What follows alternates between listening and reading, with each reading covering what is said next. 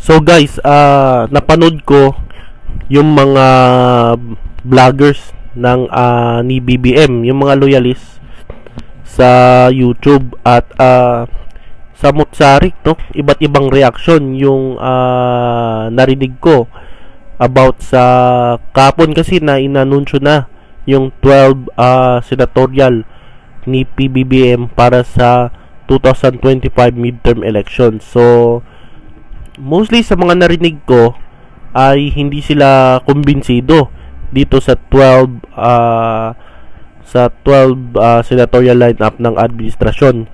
Meron din silang pambato dyan, pero meron din na hindi nila nagustuhan sa lineup ng administrasyon ni PBBM. So sino kaya yung hindi nila nagustuhan? So tingin ko ang hindi nila nagustuhan dyan yung mga senatorial candidate na associated noon kay Duterte. Halimbawa itong si Camille Villar, si Francis Tolentino, nakakalipat lang dyan sa administrasyon, galing yan sa PDP.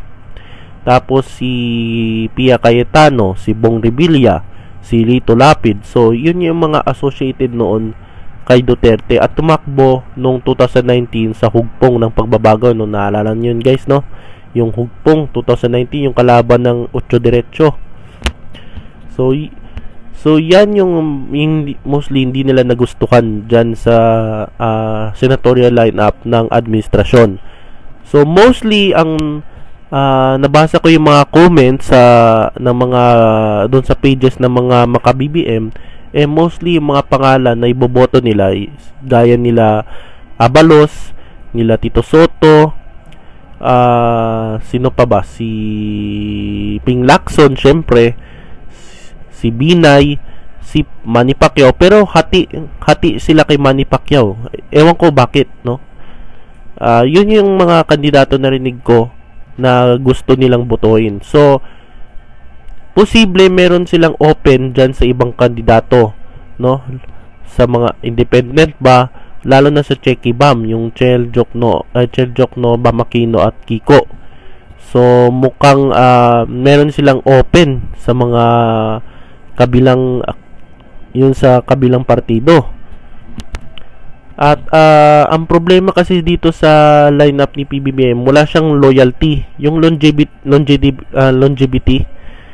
Halimbawa, yung si Duterte, meron siyang Bongo, meron siyang Bato na loyal niya. Sa Liberal Party, meron din Bam Aquino, meron din Rilon. Dito sa lineup ni PBBM, wala siyang loyalty. Si Abalos, hindi tayo sigurado kung loyal ba siya dyan sa sa administrasyon. O baka pagdating ng ibang administrasyon, nilipat na naman yan. So ang problema nandyan sa admin ni PBBM, wala siyang loyalty. Yung yung pinaka-loyal na tao, di tulad ng mga Duterte, merong Bato, merong Bongo. So wala talaga siyang dyan.